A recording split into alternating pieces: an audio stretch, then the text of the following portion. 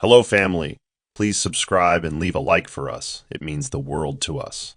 Also, share this video to your friends and loved ones and turn on post notifications so you don't miss future videos from us. Thank you as you do so. Sit back and relax as we dive into the story. Esther knew she didn't belong the day she heard her name whispered in the hallway. Not with warmth, but disdain.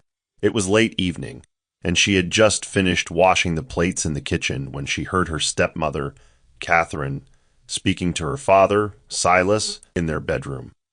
"Silas, this arrangement can't continue." Catherine's voice was sharp. "I didn't marry you to raise another woman's child. She's eating what Ryan and Miracle should be eating. She's taking up space. I need her gone." Esther froze by the door, her heart pounding in her chest. She clutched the dish towel tightly, her fingers trembling. For a moment, she expected Silas to raise his voice, to defend her, to remind Catherine that Esther was his daughter too. But all she heard was silence. That silence pierced deeper than any insult ever could. She backed away quietly and returned to her small corner in the hallway that served as her room, tears forming but refusing to fall. She had learned long ago that crying never changed anything. It only made Catherine hate her more. That night, Esther lay on the thin foam mattress on the floor, staring at the stained ceiling. She hugged the fraying pillow close, the smell of old fabric oddly comforting. Memories of her late mother washed over her. Her mother used to sing to her every night, used to call her my golden girl, always whispering, "You'll shine one day, no matter what the world tries to do to you." But her mother was gone now, buried before Esther turned 10, and life had become a series of cold shoulders and angry commands. Catherine had moved in barely a year later, with 2 toddlers in tow and a hardened smile for Esther that never reached her eyes. Ryan, her son, was always treated like royalty, his plate always fuller, his clothes newer, his voice always heard. And though Esther was only 2 years older than him, she was treated like a servant, no rights, no place, no love. As she closed her eyes, Esther whispered to herself, "I don't belong here. I'm just surviving." And that quiet sentence would soon become the first stone in the foundation she'd build for herself, far away from the house that never wanted her. The morning sun streamed through the torn curtain as Esther swept the living room in silence, her thoughts distant and heavy. Catherine walked in wearing a wrapper and holding Ryan's school uniform. Her eyes narrowed when she saw Esther. "You touched my bag yesterday, didn't you?" she accused. Esther looked up, confused. "No, Ma, I didn't even enter your room," she replied, startled. Catherine stormed into her room and returned moments later holding her purse. 5,000 naira is missing. "Don't lie to me," she shouted. Silas, reading the newspaper at the veranda, glanced in briefly but said nothing. Esther's heart dropped. She knew what this was. It was another setup. "You know, I don't even get close to your room." "Why would I touch your things?" she asked, her voice trembling. Catherine smirked and turned to Silas. "There, you see, bold enough to talk back now. This girl is growing into trouble." "She's turning into her mother," she added coldly. The name of her mother stung. It wasn't just about the money, it never was. It was about removing her completely. By evening, Catherine had escalated the incident to the neighbors. "Imagine a girl eating free food in my house, now stealing on top," she lamented loudly in front of Mrs. O'Gene next door. "When you let snakes sleep under your roof, one day you'll wake up bitten," she added for effect. Silas stood beside her like a statue, shifting uncomfortably. Esther sat on the front steps with her arms around her knees, listening to the public humiliation unfold. Her face burned with shame, and her fists were clenched so tight her knuckles turned pale. No one asked for her side, no one cared. Ryan, standing by the door, looked at her with a mixture of curiosity and pity, but said nothing. Esther wanted to scream, to shake Silas and beg him to say something, anything. Instead, she stood slowly and walked into the house. Catherine followed moments later, flinging Esther's locker open, throwing her clothes out, piece by piece. "Start preparing," she said coldly. "You'll leave by weekend. I won't have a thief around my children." Esther looked at Silas one last time, but his eyes darted away. That moment, his silence, was louder than Catherine's words. She would never forget it. Friday arrived with gray clouds, and the skies matched Esther's mood. Catherine had wasted no time. By noon, she had packed Esther's few clothes into a nylon bag and placed them by the gate. "You should thank me for not calling the police," she hissed as she shoved the bag into Esther's hands. "And don't think of returning. If I see you anywhere near this compound again, I'll have you locked up." Esther stood by the gate, her school uniform already stained and her shoes mismatched. Silas leaned against the veranda, sipping tea like nothing out of the ordinary was happening. "Daddy," she said softly, willing her voice not to crack. "Can I at least stay till Sunday? Please, I don't know where to go." Silas looked at her like she was a stranger begging on the street. "It's for the best, Esther," he muttered. "Just go." That was it, no goodbye. No hug, no assurance of safety. Catherine folded her arms with a triumphant smirk, while Ryan stood awkwardly inside, watching everything unfold from the corner of the curtain. He didn't move. No one did. The moment Esther stepped outside, the heavens opened. The rain fell hard, soaking her within seconds, but she didn't run. She just stood there, bag in hand, skin cold, heart colder. She finally walked, not knowing where her legs were taking her. Cars sped past, splashing muddy water on her uniform, but no one looked back. She wandered until the roads blurred into puddles and streetlights began to flicker on. Her stomach growled and her wet clothes clung to her bones. She passed a vendor who threw her a suspicious glance, and she turned her face away in shame. Eventually, she reached an old mechanic shop with a large wooden kiosk beside it. It had a small shade and looked dry. She crawled under, hugging her bag, her teeth chattering. The wind howled through the cracks, and the sound of thunder echoed across the city.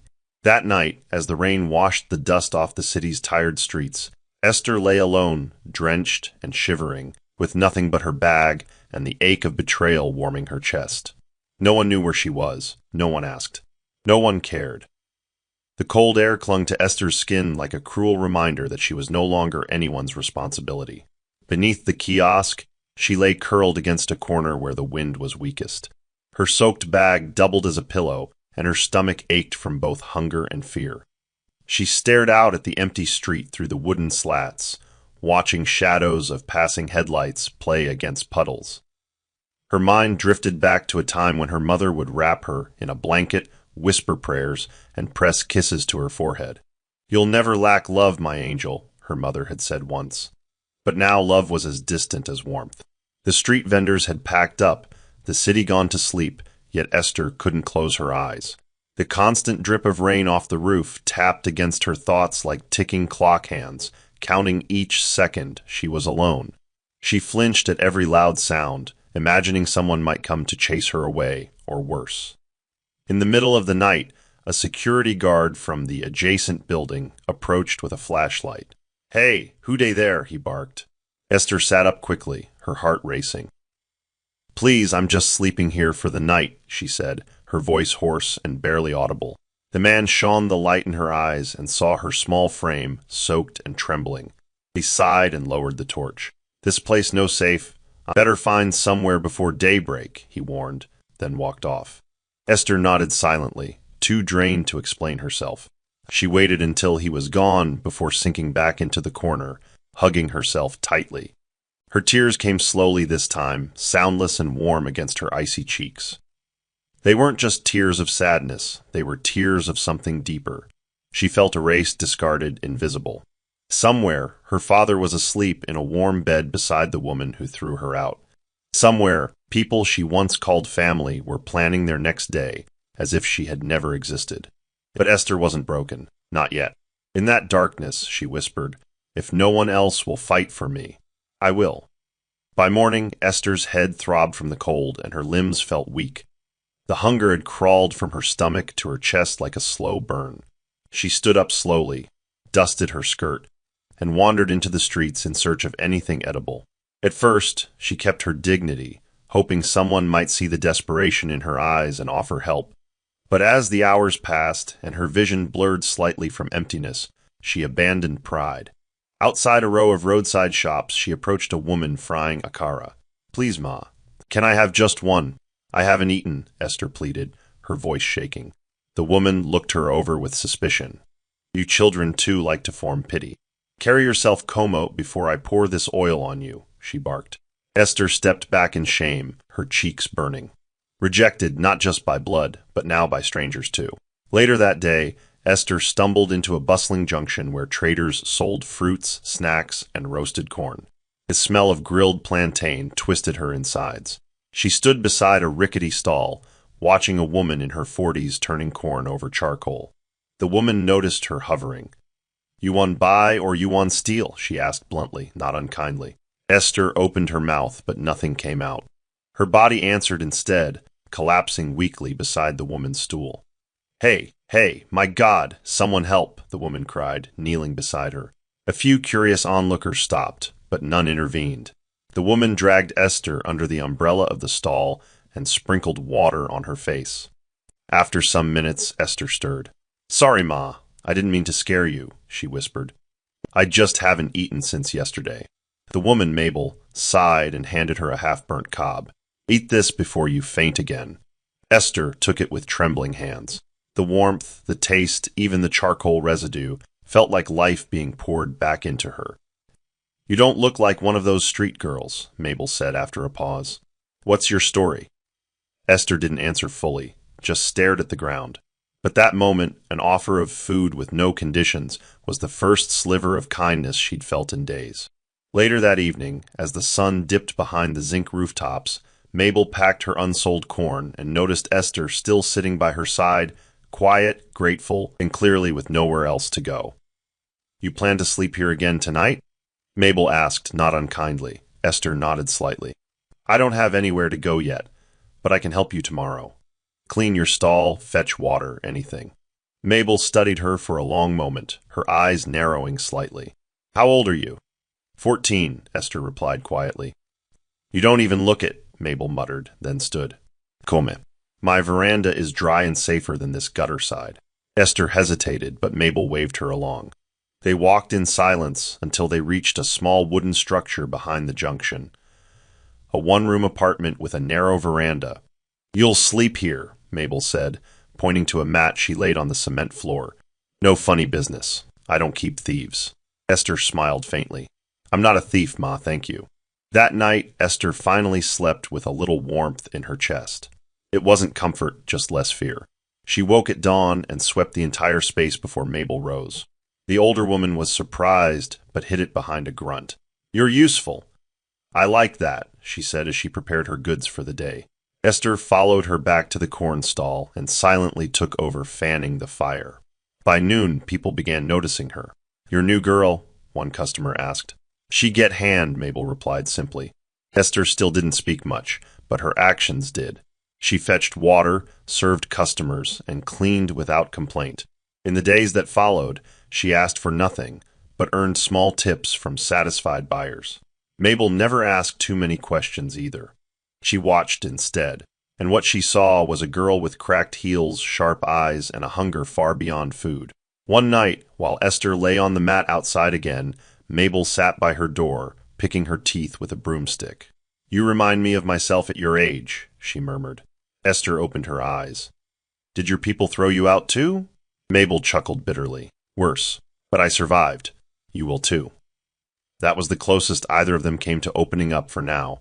Each morning, as Esther followed Mabel to the junction, she passed groups of school children in pressed uniforms walking with lunch packs and laughter.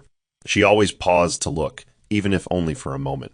Their books reminded her of the ones she used to read at night under a flashlight. The ache wasn't just for the uniform, it was for the structure, the hope, the promise that education had once given her. One afternoon, while cleaning out an old basket behind Mabel's stall, she found a torn English textbook, damp and moldy. Carefully, she dried the pages on the charcoal fire, flipping through them at night with a cracked torchlight Mabel loaned her. "You read like that book owes you money," Mabel teased one evening. Esther smiled. "It owes me a future," she replied. Mabel didn't laugh. She just looked at her differently after that. Despite everything, Esther refused to let her brain grow dusty. She started collecting abandoned books from dumps and refused to part with any page that had a full sentence. Each night, she wrote down new words she didn't understand and asked random customers at the stall what they meant. Some ignored her. Some smiled and explained. Slowly, she rebuilt her vocabulary. One day, a teenager from the area passed by holding a maths workbook. "Can I borrow it for a night?" Esther asked timidly. The boy looked surprised but nodded. "No TRMO." That night, Esther solved equations by moonlight, scribbling answers in a half-used jotter she'd found near a refuse bin.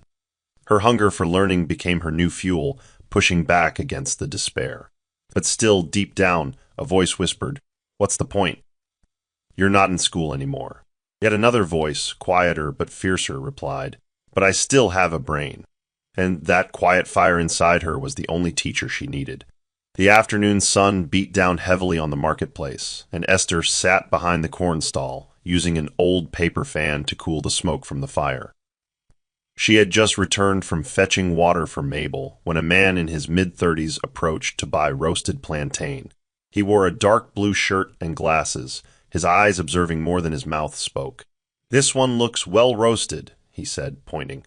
Esther wrapped it in old newspaper and handed it over politely. "You always this quiet?" the man asked, taking the change. Esther offered a small smile.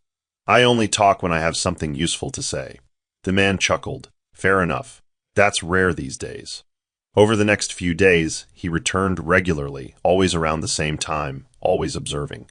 One afternoon, after buying his usual snack, he lingered longer. "You're not like the others around here. Ever thought of doing something bigger?"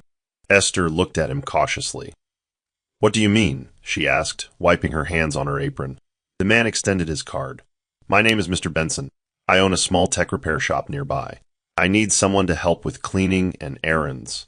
It's nothing fancy, but it's steady. Pay is small, but steady." Esther hesitated.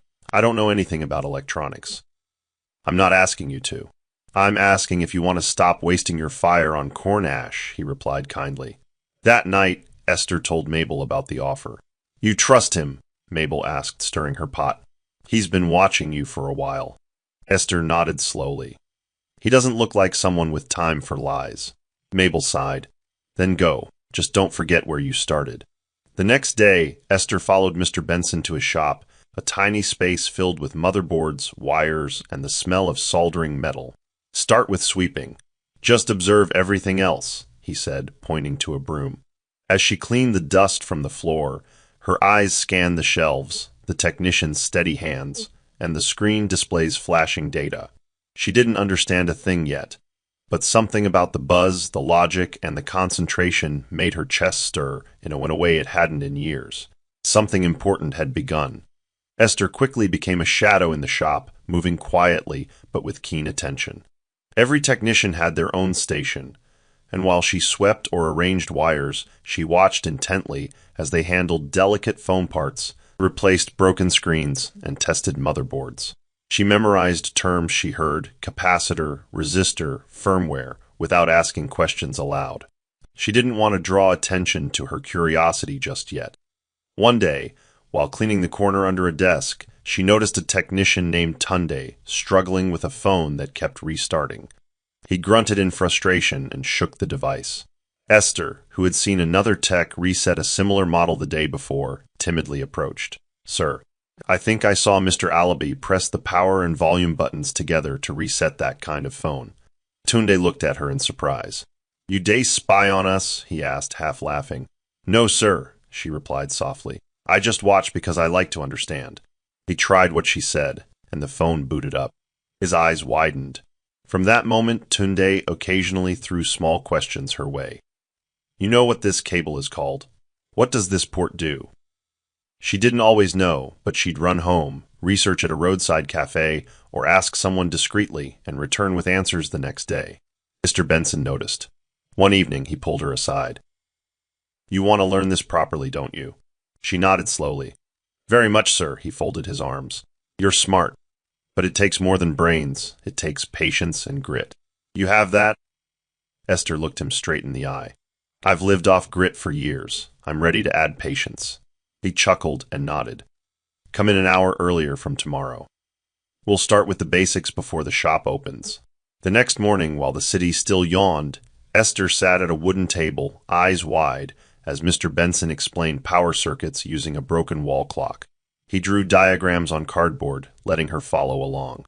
She took notes furiously, soaking up each lesson like dry earth meeting rain. Every day brought a new spark of understanding. The dust on the floor didn't matter anymore, because under it, something extraordinary was growing in her. Weeks passed, and Esther's presence in the shop had evolved. She wasn't just the girl with a broom anymore. She was the one technicians called when they needed a wire held, a battery fetched, or even a second pair of eyes. Her questions became sharper, her insights more accurate. One rainy morning, as thunder echoed outside and most of the staff were late due to flooding, a customer came in, panicked. "My entire business is in this laptop," he said breathlessly, placing the soaked device on the counter. "Please, if I lose this data, I'm finished." Esther was alone with one junior technician who nervously admitted he had never handled water-damaged devices. Esther stepped forward. "We need to dry the board and avoid switching it on. I've seen Mr. Benson do it with rice and ethanol. I can try." The customer looked skeptical. "You?" he asked, eyeing her worn clothes. "Yes, me," she said with steady confidence. With trembling hands, she carefully disassembled the laptop, following every method she had memorized. Hours passed, the shop filled with others watching quietly.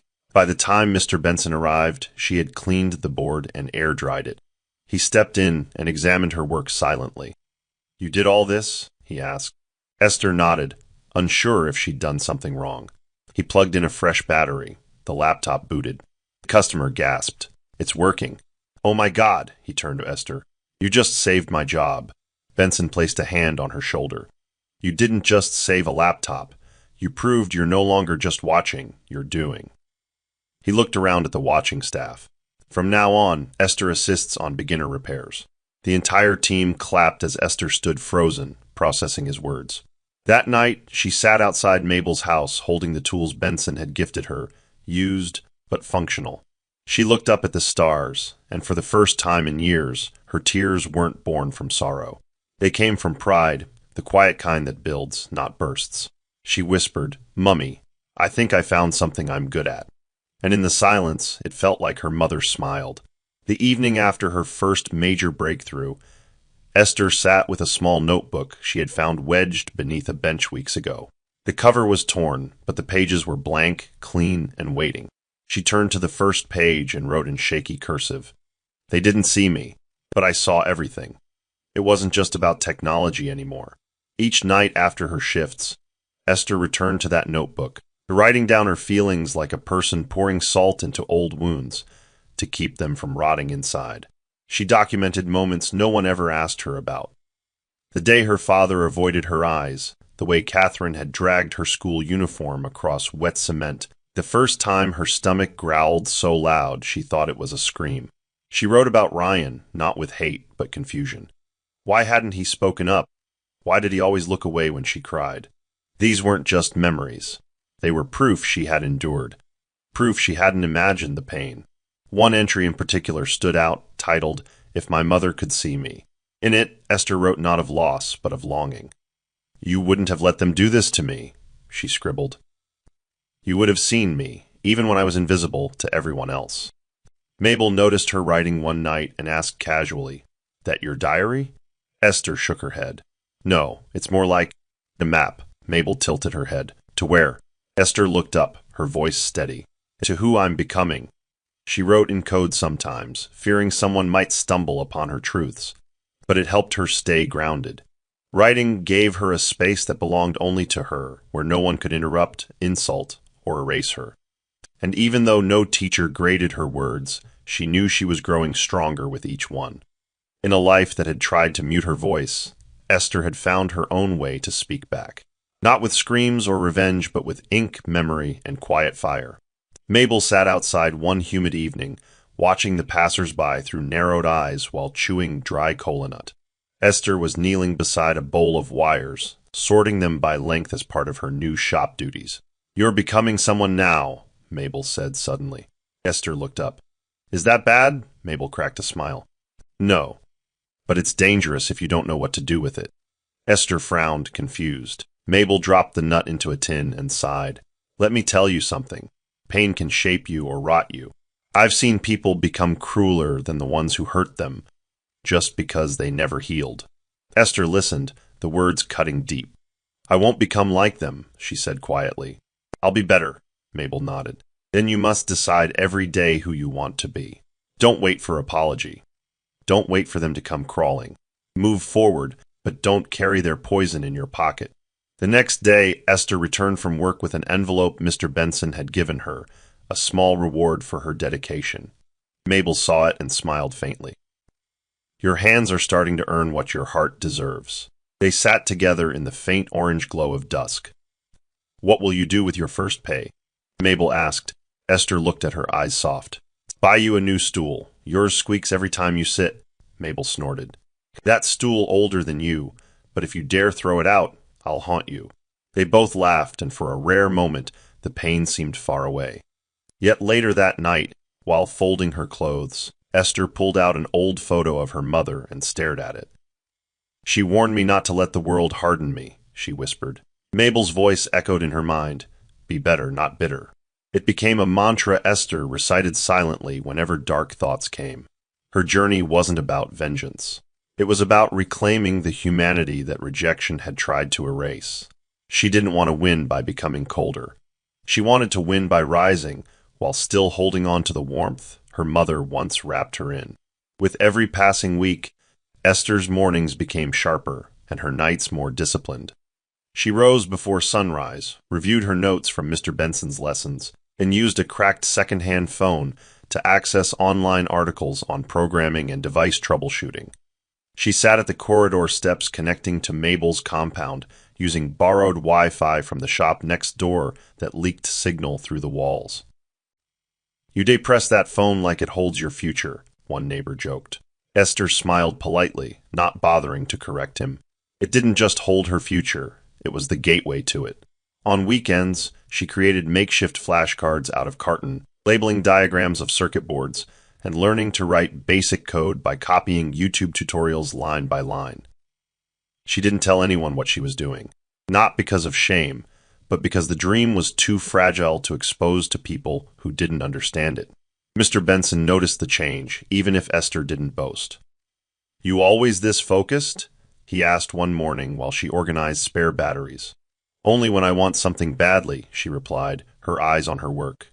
What do you want? He pressed. Esther hesitated, then said independence and knowledge. He smiled. Good answers. Slowly, she was being entrusted with real tasks, replacing charging ports, analyzing short circuits, even speaking to a few customers. She still dressed modestly and spoke gently, but there was a new steadiness in her steps. Even the older technicians stopped calling her that girl and began referring to her by name. At night, she updated her notebook. No one knows what I'm building yet, but when they see it, they'll know I didn't waste the years they tried to steal. Her growth was happening quietly, no applause, no announcements, just consistent steps forward. She didn't need validation, she just needed time.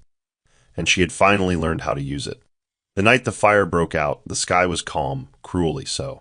Esther had just returned from the shop with a box of spare parts Mr. Benson asked her to sort over the weekend. She set them down on the veranda and stepped inside to grab her notebook. The moment she opened the door, she heard a pop, followed by a sharp crackling sound. She turned quickly to see bright orange flickers escaping from the side of Mabel's small cooking area. Mabel, she screamed, rushing back outside. Flames leapt up from the gas cylinder, licking the edge of the wooden window. Mabel came out half-dressed, eyes wide. Jesus, she gasped. Neighbors ran out with buckets, but it was too late. The fire spread rapidly, devouring the brittle structure like dry leaves. Esther helped drag Mabel out and away from the smoke, coughing violently. Within minutes, the little house they had shared, the only semblance of a home Esther had, was reduced to a charred skeleton. The following morning, Esther stood barefoot in front of the remains, ashes clinging to her feet and smoke still hissing from blackened corners. Mabel leaned on a neighbor's wall, wrapped in a wrapper, her face hollow with disbelief. Years, all gone in minutes, she muttered. Esther walked over and crouched beside her. We'll start again, she said gently. We've done it before. Mabel turned and looked at her with weary eyes. You shouldn't have to keep rebuilding like this. Esther smiled faintly. Neither should you. That afternoon, they gathered what little was salvageable. Esther picked out her notebook, slightly burnt at the edges, and tucked it into her bag as if it were a living thing. By nightfall, they slept in a corner of a church hall offered by a kind woman from the neighborhood. Esther couldn't sleep. The fire had taken more than a home, it had erased a sense of safety. But in the loss, she also discovered something Mabel had said once. Survival has many faces. You just have to wear the right one each time. So Esther wrote that down in the dark. I will not let disaster define me. Only what I do next will. 2 days after the fire, Esther returned to the shop, expecting to be sent home until things settled. But as soon as Mr. Benson saw her walk in, his expression shifted from concern to resolve. I heard what happened, he said, standing from behind the counter. Are you okay? Esther nodded hesitantly. Mabel and I are safe. That's what matters most. He motioned her to sit. I've been meaning to speak with you anyway. The way you've applied yourself, the way you've absorbed every lesson, I think you're ready for more. Esther looked puzzled. More? He reached into his drawer and pulled out a folder. I run a small technical training program on weekends. I usually charge a fee, but I'd like to offer you a sponsored spot. You've earned it. Esther blinked. Why me? Mr. Benson leaned forward. Because talent is everywhere, but hunger like yours, that's rare, and I don't want that fire to fade. She held the folder in her hands, heart pounding. Inside were forms, a rough syllabus, and a beginner's toolkit voucher. This is a lot, she whispered. Mr. Benson chuckled. You've been doing half of it already without realizing it. This just makes it official. Esther's throat tightened. For the first time in years, someone was not only acknowledging her potential, but investing in it. Thank you, sir, she said, barely above a whisper. Thank you for seeing me. He waved her off with a smile. Go make us proud. That night, Esther returned to the church hall with her first real toolkit in hand. She placed it beside her notebook and stared at them as if they were gold. Mabel, she said softly as the older woman stirred beside her, something shifting. I don't know how to explain it, but it feels like life is listening now. Mabel turned with a half smile. Good. Talk louder then. Let life hear you clearly. Esther chuckled quietly and laid back. For once, tomorrow didn't look like a shadow. It looked like a path. The training program was intense. Esther soaked in every hour with the zeal of someone chasing time. She never missed a class, often staying back to ask questions long after the others had gone. Weeks passed, and with each module, her confidence grew. One Saturday after class, she took a detour through the area she once called home. It had been nearly 2 years since she walked those streets. The houses looked smaller now. The road felt narrower. She passed the compound she had been thrown out of, the gate newly painted, the flowers trimmed.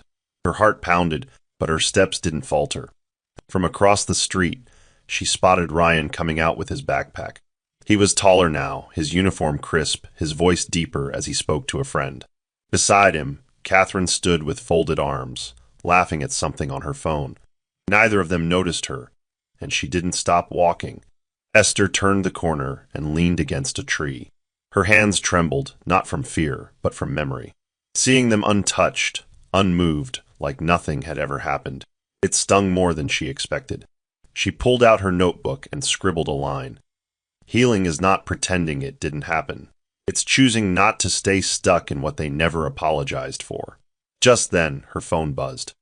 It was a message from Mr. Benson. Can you prepare the demo board for tomorrow's group session? You'll be leading the practical. Esther smiled slowly. The girl who once slept under a kiosk was now teaching others. She stood tall, exhaled, and walked away from the street that once broke her. She didn't need them to see her. She had already seen herself. And she was enough. Esther stood outside the tech startup building, holding her acceptance letter like it was a fragile trophy. At just 17, she had been selected for a junior role after topping her training cohort and impressing her mentors with her precision and clarity.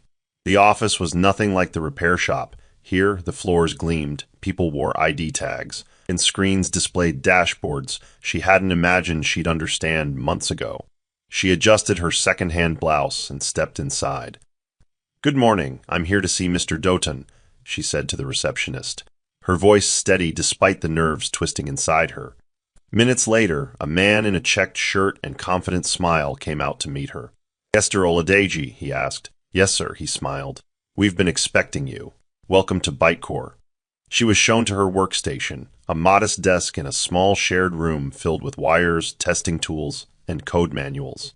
Her supervisor, a firm but fair woman named Miss Jola, assigned her to a project focused on phone circuit diagnostics. Esther absorbed everything. She asked questions when unsure and stayed late when necessary. Her humility didn't come from fear anymore. It came from respect for the process. On her third day, Miss Jola approached her during break. "You catch on fast. Most interns just coast." Esther replied softly, "I didn't come here to coast. I came here to climb." That night, Esther walked back to the new hostel provided by the company. It was small, but it had a clean mattress, her own key, and a fan that worked. She pulled out her notebook and wrote, "Today, I started living on my own terms. This is not the end of the story. It's the beginning of mine." In the months that followed, Esther established herself not through noise or flashy brilliance, but through consistent delivery. When others submitted half-done reports, hers were cross-checked. When systems failed, she asked questions no one else thought to ask. Bytecore quickly noticed. Her name began surfacing in meetings where she wasn't even present. Mr. Doughton, the senior engineer, called her into his office one Friday. "Esther, I hear you resolved the voltage misfire on the Series C prototype." She nodded. "I just followed the circuit logic and removed a feedback loop that shouldn't have been there." He studied her. "You're only 17. Where do you want to be by 21? Esther thought for a moment, then answered, "In a room where decisions are made, and where no one wonders if I deserve to be there." She wasn't interested in impressing anyone online. While others posted selfies with hashtags like TechQueen or Boss Lady, Esther remained invisible outside the office. Her victory wasn't meant to trend. It was meant to last. She spent her weekends reviewing client issues from the previous week and self-training on software that wasn't even in her job description. Some of her colleagues began taking quiet notice. "She's always working, always 2 steps ahead," one whispered. Her efficiency made her impossible to ignore, and by the end of the quarter, she was promoted from intern to project associate. It was a role meant for those with at least 2 years of experience. Esther celebrated with a cup of roadside amala and a long evening walk. That night, she stood by the window of her room, staring at the skyline. "I'm not who they thought I'd be," she whispered. "I'm someone they never imagined." And she didn't need to shout it. Her growth was speaking louder than noise ever could. By 18, Esther was leading a unit of junior engineers and managing timelines for diagnostics rollout across the company's flagship product. Her days were scheduled with meetings, her nights filled with notes and strategy documents. Still, she never lost the grace that had carried her this far. When a new intern spilled tea on a shared circuit board, everyone groaned. Esther simply walked over, pulled out a backup from the drawer, and said, "Mistakes happen. Let's move forward." That calm authority became her signature. Bytecore's leadership admired her not just for her technical brilliance, but for her character. During a leadership summit, she presented a report on product resilience that received applause. One executive whispered to Mr. Doughton, "That girl is going far." He smiled and replied, "She's already halfway there." Around that same time, Bytecore launched a university internship initiative in partnership with a prestigious tech institute. Esther was selected to oversee the application process and help shortlist candidates for a new intake. As she sorted through resumes one evening, she froze when her eyes landed on a familiar name, Ryan Abayomi. Her heart didn't race, but her fingers paused.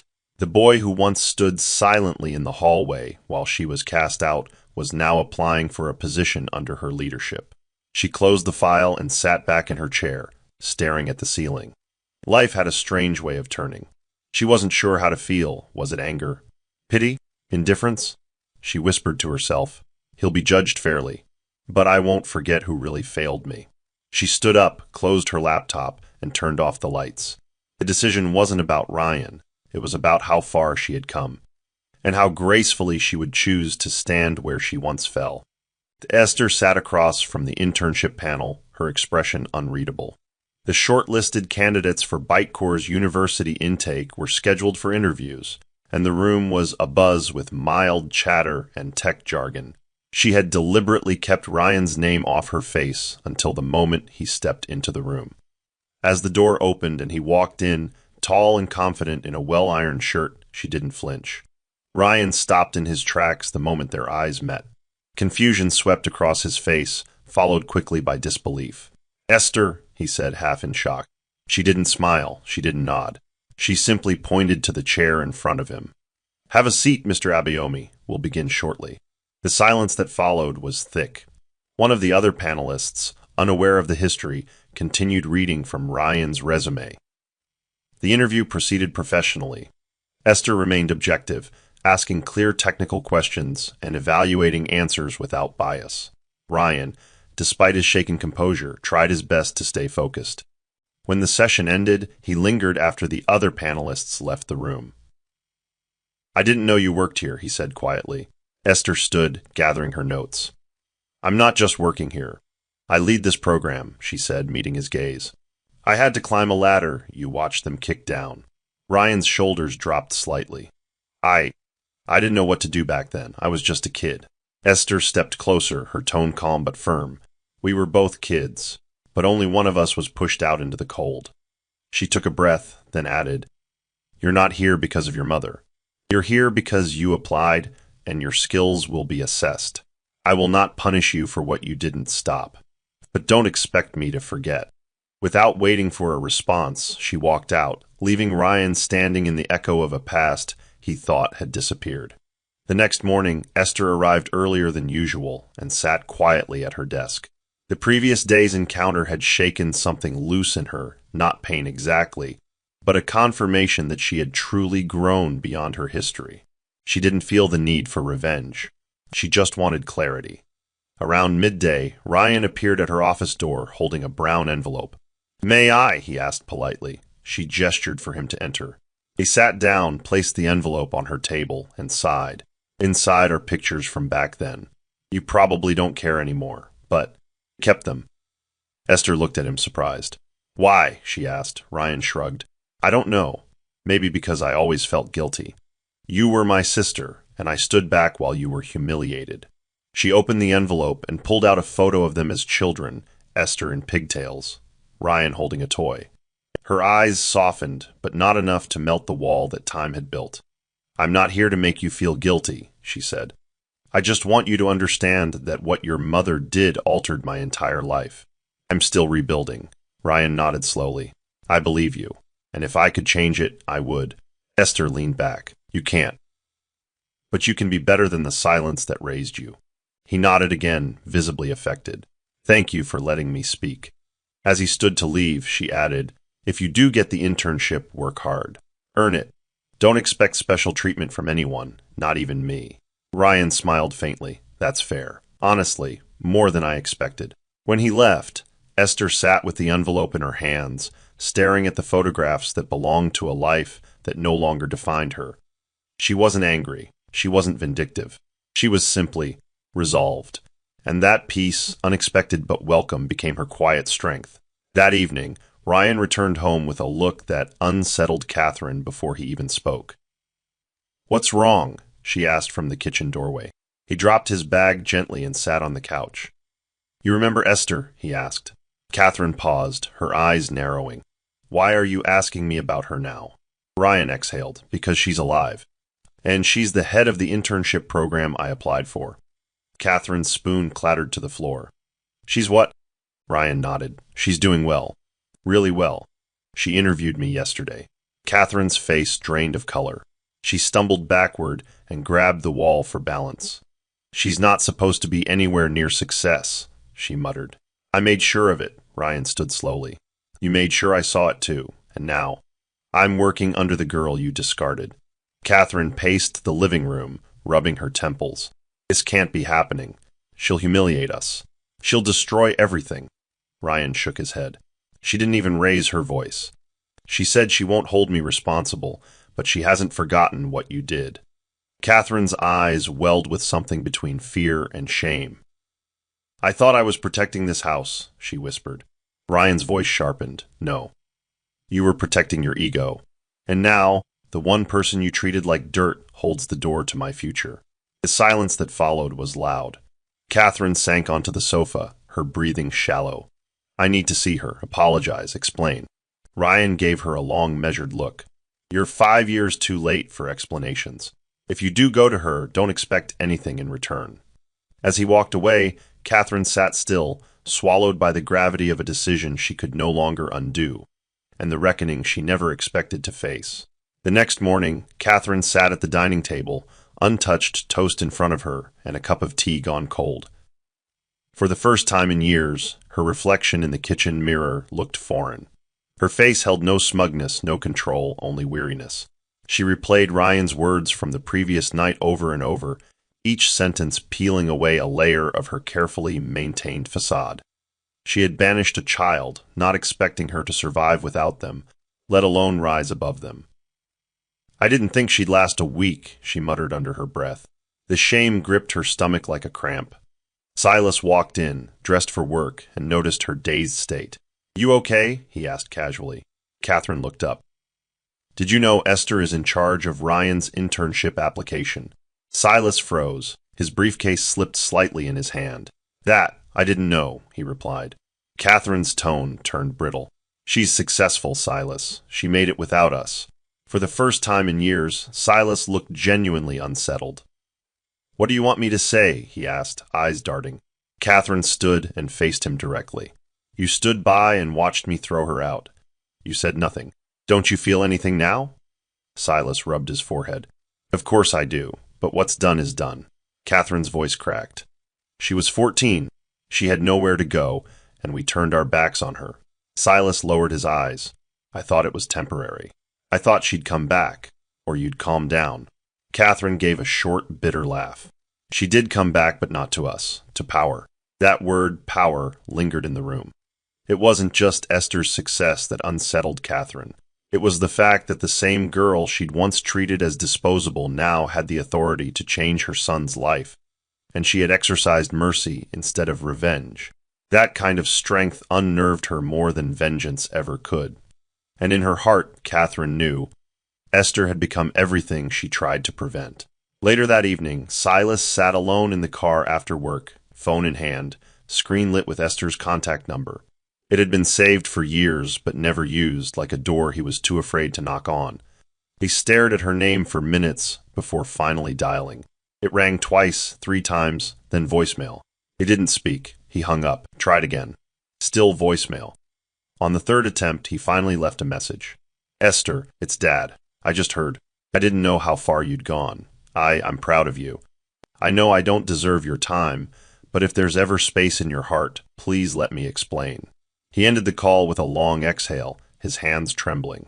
For a man who prided himself on being emotionally detached, the weight of abandonment was now circling back, not from his own parents, but from the daughter he failed to protect. Meanwhile, Esther listened to the voicemail in her office later that night, sitting alone under the fluorescent glow. She didn't cry, she didn't smile. She just listened, her face unreadable. The voice that once stood beside her silence now sounded. Small, apologetic, regretful. She leaned back in her chair and whispered to herself, Now you see me. The truth was, she didn't hate Silas. What haunted her was his absence when she needed even the faintest whisper of love. She deleted the message, not out of cruelty, but clarity. Some calls weren't meant to be returned. Some stories didn't deserve second chapters. She didn't need his explanations. She had already rebuilt her world without him in it. Still that night, she looked up at the ceiling, unsure whether to feel victory or sorrow. What she did know was this. She was no longer waiting for apologies to validate her worth. She had validated herself. 3 days later, Esther's assistant walked into her office with a nervous expression. Ma, there's a woman downstairs. She says her name is Catherine Abayomi. She's insisting on seeing you. Esther didn't flinch. She closed her laptop slowly, stood and walked to the window, gazing down at the reception area. There, sitting on the edge of a lobby chair, was Catherine, dressed in a floral blouse, clutching her purse like it was the last piece of her pride. Tell security to remain professional. She won't be coming up, Esther said quietly. The assistant nodded and exited. Catherine waited, legs shaking, eyes scanning every elevator ding, every footstep. When no one came, she approached the receptionist. "Are you sure she got the message?" The receptionist responded firmly. "Miss Esther instructed us to inform you that any concerns should be directed to human resources. She's unavailable for personal meetings." Catherine's throat tightened. "Please, just for 5 minutes. I'm her stepmother." The receptionist offered a rehearsed smile. "Even so, company policy applies to everyone." Catherine backed away slowly, disoriented. She stepped outside, sunlight blinding her for a moment, shame washing over her like a slow wave. The building behind her stood tall, polished, and proud, everything she had once thought Esther could never become. From the third-floor window, Esther watched her go. Not with satisfaction, not with scorn, just with certainty. She wasn't being cruel, she was protecting the woman she had become. As she returned to her desk, her assistant reappeared. "Should I file a record of the visit?" Esther nodded. "Yes, but mark it as non-critical." With that, she picked up her tablet and resumed reviewing her team's performance charts. The past had knocked, but she had chosen not to open the door. Not out of vengeance, but because the present she'd built no longer had space for those who once buried her in silence. On a quiet Sunday morning, Esther returned from a conference and found a brown envelope slipped under her door. Her heart skipped. Her name was written in Mabel's unmistakable cursive. She hadn't heard from the woman in weeks, and a sense of urgency gripped her as she tore it open. Inside was a handwritten letter on soft cream paper. The first line read, "I didn't want you to hear this from anyone else." Mabel explained that her health had declined. She was now in a community hospital in Ogun State, diagnosed with a chronic lung condition. "Don't panic," she wrote. "This isn't a goodbye. But I wanted to tell you something, while I still have the strength to say it straight." Esther sat down slowly as the next line pierced through her. "Forgive them, but don't forget how they made you feel." Mabel went on to recount her own regrets, how she let bitterness harden her in her early years. "It cost me friends, chances, even peace. I don't want you to lose what I lost."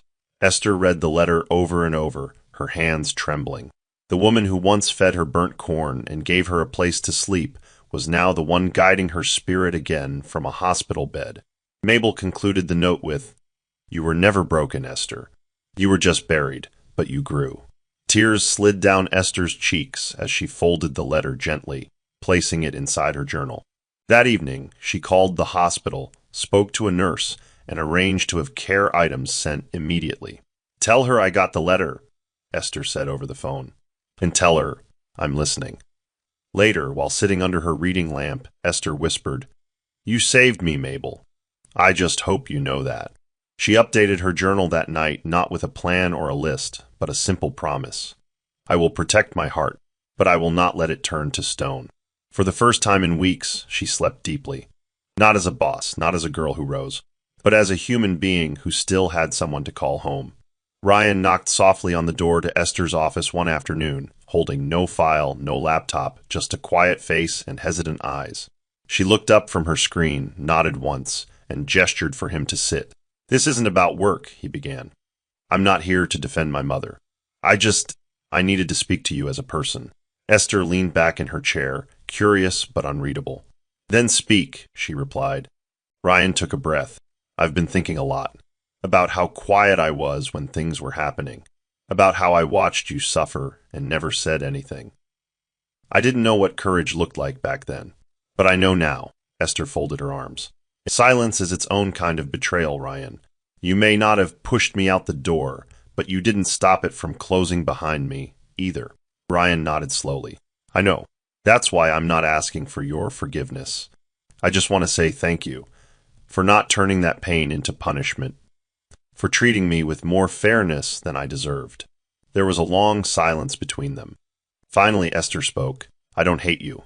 I hated how easy it was for everyone to move on without me. But I've made peace with it, not because I got an apology, but because I gave myself the life no one thought I could build." Ryan's eyes glistened slightly. "You did more than build. You became the kind of leader I look up to, and not just because of your job title." Esther exhaled deeply, the tension easing slightly from her shoulders. I'll never invite the past to dine with me again, Ryan. But I also won't punish those who walk differently from the ones who wounded me. Ryan stood up, his voice lower now. You're stronger than all of us combined. Esther shook her head. Not stronger. Just scarred and still standing. As he left the room, she sat for a while, staring out the window. That conversation didn't fix anything, but it reminded her that her strength didn't have to be harsh. It could be graceful, too, and still powerful. The quarterly staff meeting approached, and all team leads were asked to review the performance of their interns. Esther's office was quiet as she flipped through digital files, Ryan's name among them. His work had been clean, efficient, and consistent. He'd submitted early, asked intelligent questions, and taken initiative, never once trying to use their past as leverage. Her finger hovered over the evaluation form for a moment, then she clicked Recommend for retention and entered her remarks. Reliable, inquisitive, steady. She leaned back and smiled to herself. There was no spite in the decision. No hesitation. Her choice was professional and personal. Later that afternoon, she met Ryan in the hallway. Check your email when you get home, she said without expression, and prepare for the next quarter. He blinked. You kept me, she nodded. You haven't done anything to warrant otherwise. Ryan stood in place, visibly moved. Thank you, Esther. You'll never know how much this means. She paused, then turned to face him. Just remember, this grace isn't because I forgot. It's because I chose not to let your mother's voice echo through my leadership. He nodded solemnly. I'll make you proud. Esther turned and walked away, her heels clicking softly on the tiled floor. As she reached her office, she looked up and caught her reflection in the glass door, poised, composed, and no longer the girl fighting to be seen. She was a woman who made decisions from clarity, not emotion. A leader, not a victim. And as she sat down at her desk, the weight of it all didn't feel heavy anymore. It felt right. The chapter wasn't about revenge. It was about control. And in this moment, Esther had it not over others, but over herself. That was her real victory. The following week, Esther received an unexpected message in her inbox. No name, no greeting, just the subject line, please read. She almost deleted it, but curiosity won. The sender was Catherine. The email was brief, almost desperate in tone. I don't expect forgiveness, but I am haunted by the silence between us.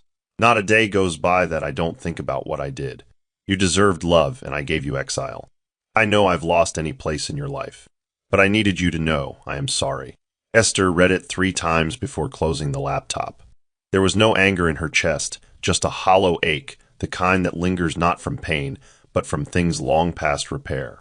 She sat for a long time before pulling out a blank page from her journal and wrote her reply not on a keyboard, but by hand, as if sealing the emotion in ink made it more sacred. That night, she scanned the handwritten note and sent it back. Catherine, thank you for writing. I do not hate you. I've simply grown beyond needing closure from someone who denied me shelter when I was most vulnerable. You do not owe me anything, and I do not owe you entry back into my life. I am not rejecting you, I am preserving myself.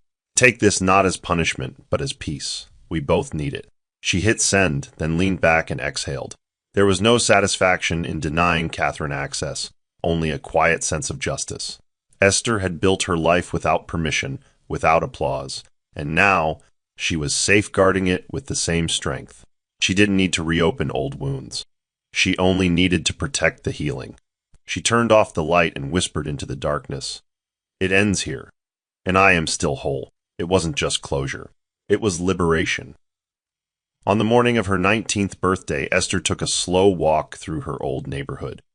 Not for nostalgia, but as a quiet reckoning with the past. She wore a sleek navy blue dress and low heels that clicked softly on the pavement.